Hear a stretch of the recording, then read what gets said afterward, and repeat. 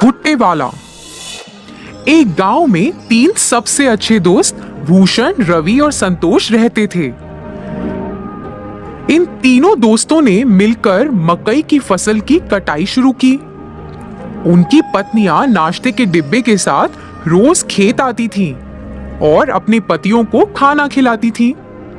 तीनों किसान एक दूसरे के बहुत करीब थे, यहाँ तक कि उनकी पत्नियां भी एक दूसरे के बहुत करीब थीं। तीनों ने बहुत मेहनत की और बदले में उन्हें बहुत अच्छी फसल मिली। इसके साथ वे गांव के बाजार में मकई बेचने लगे।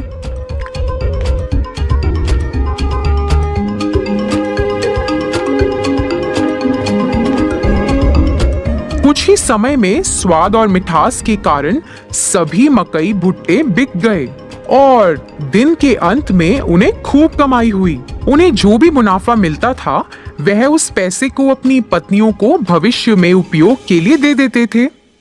उन 3 दोस्तों के लिए फसल काटना, खेत में देखभाल करना। तीनों किसान अपनी दिनचर्या में व्यस्त हो गए। उनकी पत्नियां अपने दैनिक घरेलू कामों को पूरा करती थीं और एक साथ एक जगह बैठकर फिर गपशप करती थीं। फिर एक दिन रवि और संतोष की पत्नी आपस में बैठकर बातें कर रहे थे। फिर भूषण की पत्नी अपने गले में एक बहुत लंबी सोने की माला पहनकर आश्चर्यजनक तरीके से उनके पास आई। अन्य 2 महिलाएं उस लंबी सोने की माला को देखकर आकर्षित हुईं और वो भी वैसी माला खरीदना चाहती थीं। यह जानने के बाद कि भूषण की पत्नी ने अपने पति की बचत से सोने की लंबी चेन खरीदी है, उन्होंने भी अपने पतियों की बचत से सोना और साड़ी खरीदे और फिर उन्होंने ऐसा करना शुरू कर दिया।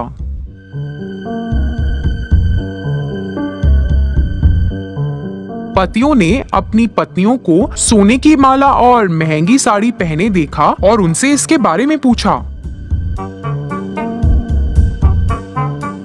ऐसा बेफजूल खर्च पर पैसा बर्बाद करने के कारण वह सभी अपनी पत्नियों से नाराज थे और तीनों गुस्से में घर से निकल गए और सीधे खेत में आ गए। तीनों ने इस पर चर्चा की। वह उन्हें सबक सिखाना चाहते थे। उन्हें ऐसा लगा कि अगर वह अब सही निर्णय नहीं लेंगे तो भविष्य में नुकसान उठाना पड़ सकता है। इसलिए वे एक विचार लेकर आए जो इस मामले में उनकी मदद कर सकता था। इसे लागू करने के लिए सभी घर वापस गए। हमारे भविष्य के बारे में बिना सोचे तुमने हमारी बचत को बर्बाद कर दिया। इसके बदले में तुम्हें एक व्यवसाय या नौकरी करके अपने सोने और साड़ियों के मूल्य जितना पैसा कमाना पड़ेगा। तुम तीनों आपस में फैसला करो कि इतनी बड़ी रकम कैसे कमाओगे और हमें अपना अंतिम फैसला सुनाओ। हमें बस ये बताएं कि आप तीनों कब शुरू करने जा रहे हैं। जल्दी निर्णय लो। आप महिलाओं के पास सिर्फ 30 दिन है।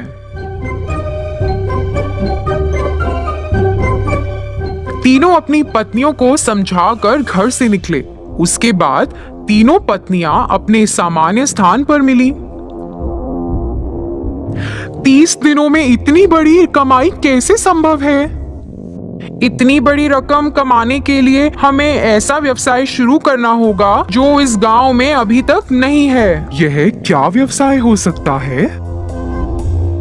तीनों ने खूब चर्चा की।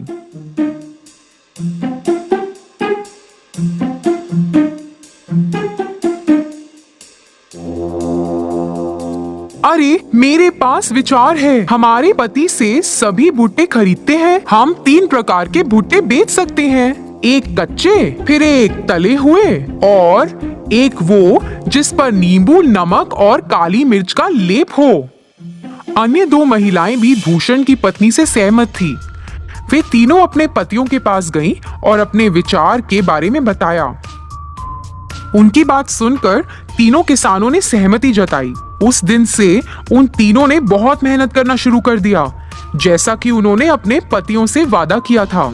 उन्होंने अपनी दुकान के ठीक सामने एक बोर्ड लगाया जिस पर लिखा था कच्चा भुट्टा 15 रुपए, तला हुआ भुट्टा 20 रुपए और तला हुआ भुट्टा नमक, नींबू और काली मिर्च के साथ 25 रुपए। एक महिला ने भुट्टे का छिलका उतारा, दूसरी ने भुट्टे को भूना और तीसरी ने भुट्टे पर नींबू, नमक और काली मिर्च का लेप लगाया। बाद में उन्होंने उसे बेचकर पैसे कमाए। हालांकि यह महंगा था, पर फिर भी लोगों ने उसे खरीदना शुरू किया। 2 दिनों में ही काफी लोग भुट्टे लेने के लिए आए। उस मीठे रसीले भुट्टे के लिए लोग लंबी कतार में खड़े होकर इंतजार कर रहे थे। दिन के अंत में उन्होंने भुट्टे बेचकर 6000 रुपए कमाए। इसी तरह से यह 30 दिनों तक जारी रहा और उन्होंने लगभग 1,80,000 रुपए कमाए। 31वें दिन वे तीनों अपने व्यवसाय से कमाए हुए पैसे लेकर अपने पतियों के पास गईं। पैसे वापस देने के बाद उन्होंने अपने पतियों से वादा किया कि वह अपने व्यवसाय को जारी रखेंगी और कड़ी मेहनत करेंगी। इसी तरह तीनों महिलाओं को पैसों और मेहनत का मूल्य पता चला। उन्हें अपनी गलती का एहसास हुआ। उन्होंने पहले की गई गलती को कभी नहीं दोहराया। उन्होंने अपने पतियों के काम में हाथ भी बटाया। बहुत सारी कमाई के साथ वे नाम और प्रसिद्धि के साथ खुशी से रहते थे।